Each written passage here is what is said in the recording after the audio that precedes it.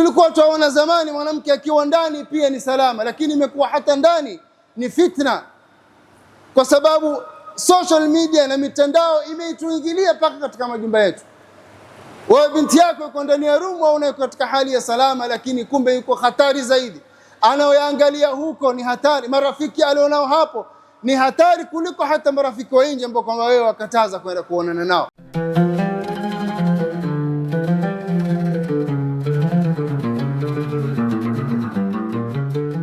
قول الله تبارك وتعالى اعلموا أنما الحياة الدنيا لعب ولهو وزينة وتفاخر بينكم وتكاثر في الأموال والأولاد كمثل غيث أعجب وتكاثر بينكم وتفاخر في الأموال والأولاد كمثل غيث أعجب الكفار نباته ثم يهيج فتراه مصفرا ثم يكون حطاما وفي الآخرة عذاب شديد ومغفرة من الله ورضوان وما الحياة الدنيا إلا متاع الغرور. بعدكم شكور Mwenyezi Mungu Subhanahu wa Ta'ala na kumtakia rehema Mtume Muhammad sallallahu alayhi wasallam, na wausieni pamoja na kujihusia nafsi yangu juu ya kumcha Allah azza wa jalla katika kushikamana na yale aliyoyaamrisha na kuwa mbali na yale aliyokataza. Ndugu zangu katika imani, Mtume sallallahu alayhi wasallam aliondoka katika huu ulimwengu qad taraka lana manhajan bayda naqiyan safia, ameondoka akituachia mfumo ambao ni mweupe kabisa, hauna doa tena, safi. Fama min khairin illa dallana alayhi wa ma min sharrin illa hadharana min, hakukuwa na khairi yoyote ambayo Muislamu atakwenda kufaidika nao katika huu ulimwengu isipokuwa Mtume sallallahu alayhi wasallam alibainisha khairi hii kiasi cha elimu aliyopewa na Mola wake. Wama min sharrin illa hadharahu min, na hakukuwa na shari yoyote ambayo huenda ikamfikia Muislamu na ikamdhuru, bali Mtume sallallahu alayhi wasallam alikuwa ni mwenye kuitahadharisha nayo. Katika Qur'ani Mwenyezi Mungu Subhanahu wa Ta'ala sema ewe Mtume kuambia waumini na wanadamu wote, qul la amliku li nafsi dharran wala naf'an illa ma shaa Allah walau kuntu a'lamu al-ghaib lastakthartu min al-khair, waambie kwamba mimi similiki shari wala khairi juu ya nafsi yangu wala manufaa, lakini lile ambalo Mwenyezi Mungu amenijalia nalifikisha, na lau ningekuwa najua zaidi ya hayo, najua ya ghaibu, lastakthartu min al-khair, basi ningezidisha katika ya khairi kueleza na kuyafanya ili muweze kunufaika. Huyu ndiye Mtume Muhammad sallallahu alayhi wasallam. Na katika hadith ambayo amepokea al-Imam Tirmidhi عن العرباض بن سارية والحديث طويل، يقول النبي صلى الله عليه وسلم تركتكم على المحجة البيضاء، nimewaacha katika barabara na kiwanja keupe. Taraktukum ala almahajjati albaydaa layluha kanahariha, namna kilivyo keupe na uwazi na mwangaza na usafi wa hiyo sehemu niliyowaacha nayo, basi usiku wake ni kama mchana. Yani namna ilivyokuwa nyeupe na wazi. Usiku kawaida huwa ni giza, ni kweusi, lakini Mtume sallallahu alayhi wasallam ametuacha katika sehemu namna ilivyokuwa safi. Lailuha kanahariha, usiku wake ni sawa na mchana. La yazighu anha illa halik, hapotei katika sehemu hiyo na barabara hiyo isipokuwa yule ambaye kwamba ameangamia tayari. Huyu ashatolewa tayari, huyu sio mtu wa kuongoka. Ndugu zangu, lakini katika maisha haya leo tunaoishi, Ukiangalia hali na dunia namna ilivyo na inavyokwenda, mambo yamekuwa bilaks, mambo yamegeuka. Adhlamat ad-dunya wa amsat saudaa dhulumatun ba'daha fawqa ba'd. Dunia hii namna ilivyobadilika imekuwa ni nyeusi wacha usiku tu, hata mchana wenyewe umekuwa ni weusi, namna ilivyogeuka na kubadilika.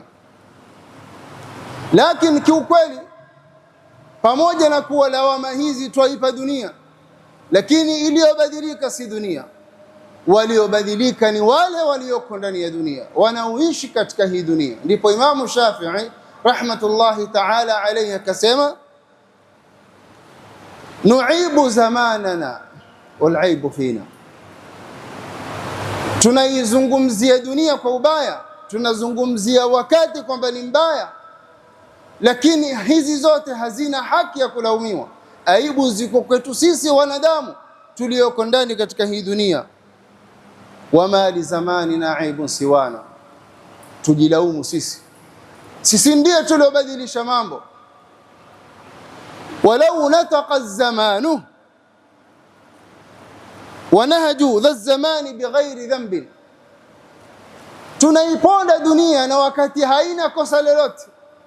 Walau nataqa zamanu lana hajana, lakini lau ungepewa nafasi hizi zama na nyakati na hii dunia kuzungumza, basi ingesema ukweli kuhusu sisi ambao kwamba ndio tulioharibia jina. Makosa si yake, lakini twaibandika hiyo dunia na wakati. Walaysa dhi'bu yaakulu lahma dhi'bin, na huenda wakasalimika wanyama hali zilivyo, ikawa mbwa mwitu hamli mwenzake, lakini watakulu ba'duna ba'dhan ayana, sisi wanadamu tukawa twalana, twatafunana baadhi yetu kwa baadhi na kuoneana na kudhulumiana, kisha tunasingizia na kupeleka lawama kwa dunia. Ndugu zangu katika iman, haya yote ambayo yamesababisha huu ulimwengu kubadilika na kutoka katika safaa na naqa aliyoacha nayo Mtume sallallahu alayhi wasallam, si lingine isipokuwa ni qulubun haqida. Wanadamu namna walivyobadilika, nyoyo zikajaa chuki zikawa zimeenea katika vifua za wanadamu. Wakadhalika uyunun hasida, macho ambayo yamekuwa hayaoni zuri mtu kuona jambo zuri na la kheri kwa mwenzake, isipokuwa hupenda aharibikiwe. Wabutunun jai'a, na matumbo yaliyojaa njaa yasiyoshiba ya halali na ya haramu. Wa afidatun tami'a, na vifua ambao vimejaa tamaa ya ulimwengu. Fa asbahat ad-dunya ala ahliha fatina, hii dunia hapo ndipo sasa ikawafitini wanadamu.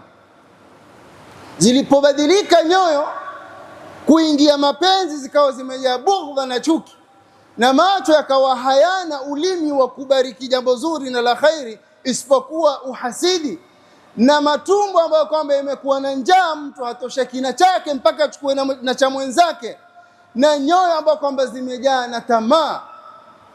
Hapa ndipo dunia ilipowafitini, ilipowabadilisha hawa wanadamu.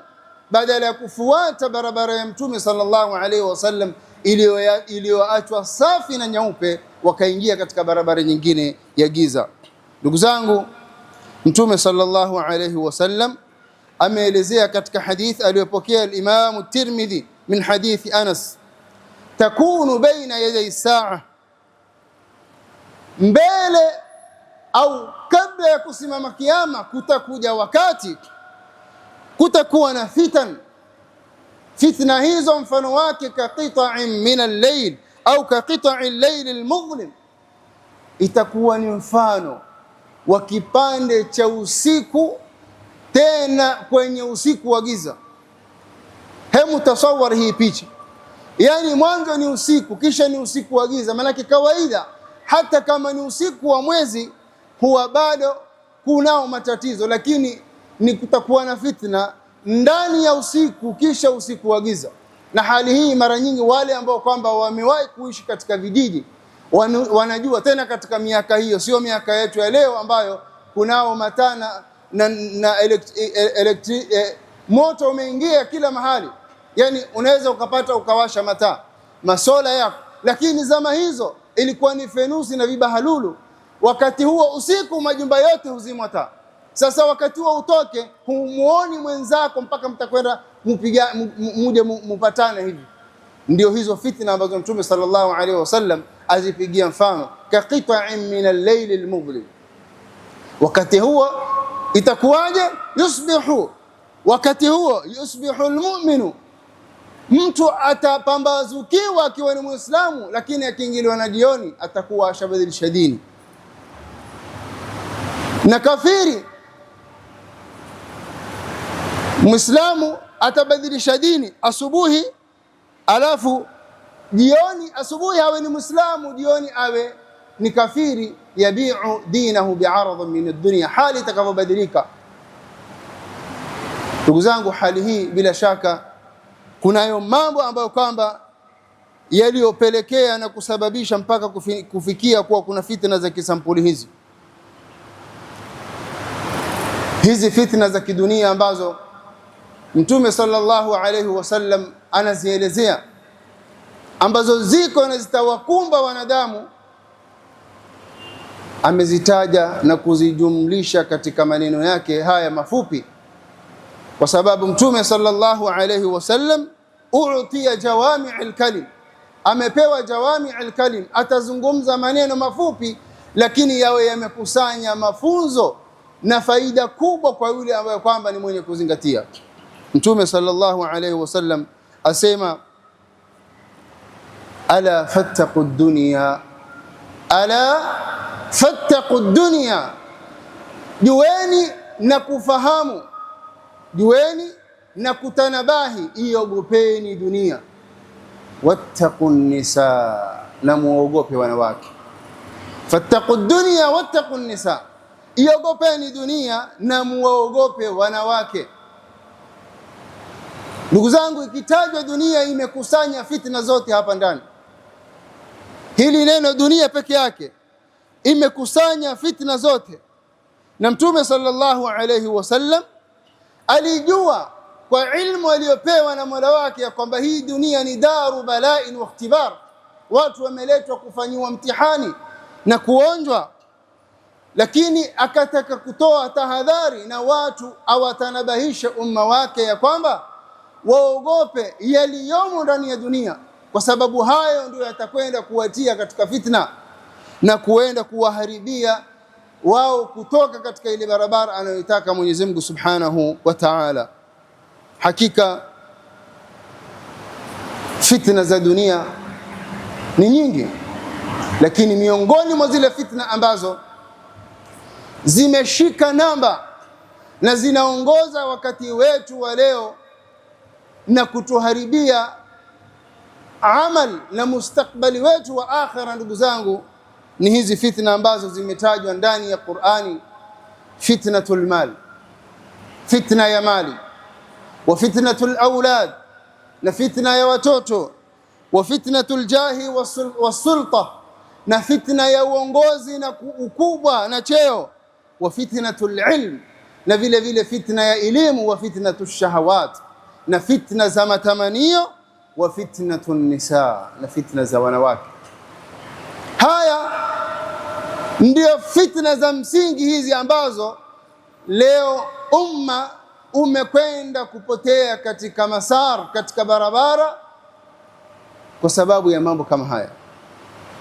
Mwenyezi Mungu Subhanahu wa Ta'ala ametaja sehemu isiyopungua moja, innamal hayatud dunya la'ibun wa lahun wa zinatun wa tafakhurun bainakum, ya kwamba haya maisha ya dunia ndani yake kuna mambo ambayo kwamba yatawatia katika fitna. Mbali haya ya mambo mengine ya kipuzi, watakathurun watafakhurun bainakum watakathurun fil amwali wal aulad, almal wal banun zinatul hayati dunya ya ayuha alladhina amanu innama amwalukum wa auladukum fitna. Hemu tuangalie katika hizi Haya mambo ambayo kwamba leo yamekwenda kuwatia watu katika balaa na fitna, mpaka wakawa wamejisahau na wakasahau ya kwamba kuna hisabu mbele ya Mwenyezi Mungu Subhanahu wa Ta'ala siku ya Kiyama. Fitna ya kwanza, fitna ya mali. Wama adraka mal mal, hivi kukitajwa mali wajua kuna tajwa kitu gani? Haya mali ndio yale aliyosema Imam Shafi'i katika beti zake, inna ad-darahima fil majalisi kullaha taksu ar-rijala jamalatan wa mahaba, hakika pesa kwa sampuli zake zote, dinar wa darahim, taksu ar-rijala jamalatan wa mahaba, zinampa mtu utisho na nguvu ya kuzungumza mbele za watu anachokijua na asichokijua.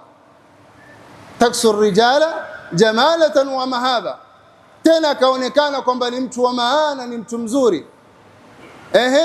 Fahiya lisanu liman arada fasahatan, ikiwa huyu mtu si mzungumzaji, lakini akiwa na hizi pesa basi ataonekana kwamba yeye ndiye fasih. Hakuna mtu hodari kama yeye wa kuzungumza. Wa hiya silahu liman arada qitala, na anayetaka kupigana basi akiwa na pesa ashakuwa na silaha, haihitaji kitu kingine. Hizi ndizo pesa, ndizo fitna ambazo leo zimekwenda kuwaharibu wanadamu katika ulimwengu. Lakini tukizungumza wanadamu tunawahusisha Waislamu, kwa sababu Muislamu atakiwa ajue kwamba kuna hisabu na kuna kusimamishwa mbele ya Mwenyezi Mungu Subhanahu wa Ta'ala. Ndugu zangu, fitna ya mali hii inakabiliwa na mambo mawili. Jambo la kwanza ni al-kasb, yani mali yako unapoyapata, unapoyatoa, lazima uyafahamu kama Muislamu mali haya unayatoa wapi.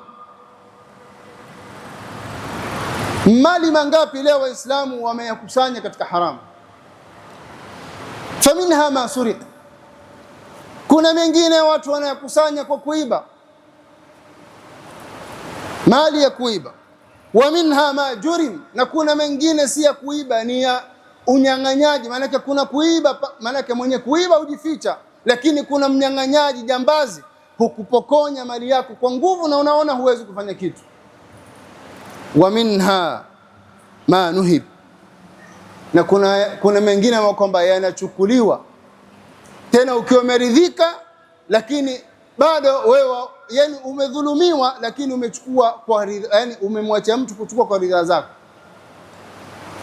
Yani mtu achukua mali yako kwa kukuridhisha, japokuwa wewe hutaki, lakini amekuridhisha na amechukua, amekunyang'anya. Na hapa hatuwezi kwenda ndani kwa sababu kuna kipengele cha hatari, lakini mtafahamu ya kwamba leo ni mali mangapi yanaoporwa tunayoyajua, na pengine kwa kuridhika kwetu au tumeridhishwa kwamba tuyatoe haya mali, lakini hatuna budi, hatutaki kuyatoa. Ni mali ya dhulma ambayo kwamba imechukuliwa. Wa minha ma dhulim, na hapa ndipo penye hatari zaidi, ambapo kwamba yote yaingia ni katika mali ya dhulma, lakini kuna yale ambayo kwamba haswa yaonekana wazi kwamba ni mali ya kudhulumiwa. Mali ya mtu kudhulumiwa, mtoto kudhulumiwa na ammi yake, mtu kudhulumiwa na ndugu yake, mtu kudhulumiwa na bosi wake, mbali na wale ambao kwamba ni wanyonge, maskini na mayatima, kudhulumiwa haki zao. Ndugu zangu, hichi kipengele cha mali, namna unavyoyatoa, fahamu ya kwamba Mtume sallallahu alayhi wasallam asema kutakuja zama, la yatiyanna ala nnasi zamanu la yubali ahaduhum, kutakuja wakati watu hawajali katika kutafuta mali na kuyakusanya, je, amin halalin huwa au min haram, mali haya niliyoyapata ni katika halali au haramu? Ndio haya tunayozungumza. Yani kwamba mtu atafuta mali na kukusanya kwa njia yoyote, sawa iwe ni kwa kumdhulumu mwenzako, sawa iwe ni kula mali ya mayatima, sawa iwe ni katika mlango ambao kwamba ni wa kunyang'anya au kumpokonya mtu kwa hila, manake umekwenda ukamfanyia hila, mali akayatoa yeye mwenyewe binafsi. Na kuna wale ambao kwamba wanaingia katika sharaka, mali ya mtu na rafiki yake, mtu na ndugu yake wanaofanya kazi pamoja, walioshirikiana, kisha mmoja anakuja kumgeuka mwenzake na kumdhulumu, tena ayana, bila ya kujali. Hata huwezi kutarajia na kudhania kwamba mtu kama huyu aweze kufanya hivyo. Pengine ni mtu ana sharaf, ana sum'a katika jamii, lakini anafanya dhulma. Wa inna kathiran min alkhulata'i la yabghi ba'dhum ala ba'd. Mwenyezi Mungu Subhanahu wa Ta'ala aelezea katika sura Sad, na wengi katika wale ambao kwamba wanakuwa na kazi, wanafanya kazi au biashara za partnership na ushirikiano, basi wengi wao mwisho huenda wakawadhulumu wenzi wao. Hii ni moja miongoni mwa mali ambazo kwamba zinaingia katika upande wa kukusanya. Mtu hajali hata kama ni kumdhulumu ndugu yake, ni rafiki yake wa damu, walianzisha jambo pamoja, lakini mwisho anamgeuka kwa sababu ya tamaa na njaa ambayo kwamba alionazo. Basi hatari zaidi ndugu zangu ni kwamba siku hizi hata yule anapo kwamba yuwadhulumiwa, naye akipata nguvu basi hutafuta wa kumdhulumu. Mtu yeye adhulumiwa kila siku ni mnyonge, lakini siku amepata nafasi na yeye amegeuka, badala ya kuwa madhuluman fa asbaha dhalima. Hii ndio hatari ya ulimwengu ambao kwamba leo tumefikia. Sikiliza maneno ya Mtume sallallahu alayhi wasallam. Mtume asema, la tazulu qadama abdin yawm alqiyama, siku ya kiyama. Chukua hapa duniani unayotaka, kusanya uende nayo, lakini siku ya kiyama kwamba mbele ya Mwenyezi Mungu Subhanahu wa Ta'ala hakuna unyayo mguu utakaonyanyuka kupita kwenda popote, iwe ni peponi au motoni, lakini hisabu hizi ndio zitakuziwia katika mambo manne. Mojawapo, wa an malihi min aina iktasabahu, uliyapata wapi? Mali yako wewe ilikuwa ni mali gani? Mali yako wewe uliyakusanya vipi? Hili swali zito, swali muhimu. Hakikisha kila unachotia katika tumbo lako ni kitu ambacho kwamba ni cha halal, lakini siku utatajarra kwamba una uwezo wewe siku ya kiyama ya kusimama mbele ya Mwenyezi Mungu kumwambia, haya mali mimi nilimdhulumu rafiki yangu mwenzangu tuliokuwa na ushirika katika biashara. Kama una jura hiyo, endelea. Kama una jura ya kwenda kumwambia kwamba Mwenyezi Mungu, mali haya ilikuwa ni ya maskini fulani, mimi nikayafinika, nikayadhulumu, nikayachukua, endelea kufanya. Na haya tukizungumza mbali na yale mengine ya riba, mbali yale mengine yanayotafuta kwa njia za kamari na nyingine nyingi ambapo kwamba leo zimetoka kila sampuli, uliyapata wapi? Jambo la pili au fitna ya pili ambayo kwamba inaingia katika hii mali ni fitna ya kutumia. Fitna ya pili ambayo kwamba inakumba mali ni fitna ya kutumia. Umeyapata, je, kwenye kuyatoa nao umeyatumia vipi? Mali yenyewe ni ya haramu, umekwenda kuyatumia katika haramu. Maanake kuna wengine maskini huweza ikawa kutafuta kwao hizo mali ni hali, ni njaa. Na mara nyingi wale wanaouliwa barabarani, sijui wanaochoma matairi, maskini kwa sababu ya njaa tu. Hakuna utajiri wote wanaotafuta pale, hakuna fakhri yoyote wanaoitaka. Lakini kuna wale ambao kwamba wanatafuta mali za haramu, malengo kiwaangalia ni nini? Ataka na yeye ahisi kwamba ana nyumba yake, ashachoka kukaa nyumba za kuajiri, ataka awe na nyumba yake kwa mali ya haramu. Ataka miliki gari, kila siku amechoka kupanda tuktuk na matatu kwa mali ya haramu. Utapata mtu kwamba ataka kila siku al-isdar al-jadid, ikitoka iPhone mpya 250,000 la yeye lazima amiliki, lakini kwa mali ya haramu. Ayatafuta huko aje kuyatoa katika mambo kama haya. Wafima anfaqahu, hayo mali uliyokwenda kuyachukua ulikwenda ukayatumia vipi na uliyatoa kwa njia gani? Ndugu zangu, hii ni fitna kubwa ambayo leo imeenea katika mujtama, na asilimia kubwa kati ya wanadamu na Waislamu wakiwa ndani wanaishi katika mali ambayo kwamba yana mchanganyiko, mali ya haramu, mali ya tumo za haramu, na mali ambayo kwamba ni za dhulma, mali za kunyang'anywa, mali za haki za watu. Mwenyezi Mungu Subhanahu wa Ta'ala atulinde na uchafu kama huu. Aqulu ma sami'tum wa astaghfirullah al-azim li wa lakum fastaghfiruhu innahu huwal ghafurur rahim wa huwal barrul karim. Alhamdulillahi rabbil alamin wal 'aqibatu lil muttaqin ولا عدوان إلا على الظالمين والصلاة والسلام على أشرف الأنبياء والمرسلين وعلى آله وصحبه والتابعين لهم بإحسان إلى يوم الدين. Ndugu zangu katika iman, hii maudhui ni ndefu, lakini tutaifupisha biidhnillah, tuendeleze katika maijumaa yatakayokuja endapo tutapata nafasi. Kwa ufupi, fitna ya pili katika fitna ambazo kwamba ni za hatari zilioenea katika mujtamaa wetu, hadithi ya Mtume sallallahu alayhi wasallam aliposema fattaqu dunya wattaqu nisa, iogopeni dunia na muogope wanawake. Bila shaka ikitajwa dunia imetajwa fitna zote kama tulivyozitaja, mali, wanawake, watoto, shahawat. Lakini kule kutajwa wattaqu nisa kuna maana ya ziada. Katika lugha ya Kiarabu panapotajwa hukumu katika mambo yote kisha kukahusishwa au likatolewa jambo moja kwamba hili yani likatoja mara ya pili, ni kuonesha aidha juu ya mambo mawili, umuhimu wa lile jambo na faida yake, au hatari ya lile jambo na madhara yake. Iogopeni dunia, wattaqun nisa, kisha muogope na wanawake. Wanawake ni katika hiyo dunia. Fa inna awwala fitnatin fi bani Israila kanat fi nisa. Mtume sallallahu alaihi wasallam asema kwamba fitna ya kwanza katika Banu Israila ilikuwa kwa wanawake. Wallahi, fitna kubwa leo katika ulimwengu ambao kwamba imeenea katika majumba, si ndani si nje, si katika social media, wanawake. Mtume sallallahu alayhi wasallam atuambia fa inna awwala fitnatin fi bani Israila kanat fi nisa. Mwanamke leo imekuwa ni fitna, si akiwa nyumbani, si hata akitoka nje. Tulikuwa tunaona zamani mwanamke akiwa ndani pia ni salama, lakini imekuwa hata ndani ni fitna, kwa sababu social media na mitandao imeituingilia paka katika majumba yetu. Wewe binti yako yuko ndani ya room au uko katika hali ya salama, lakini kumbe yuko hatari zaidi.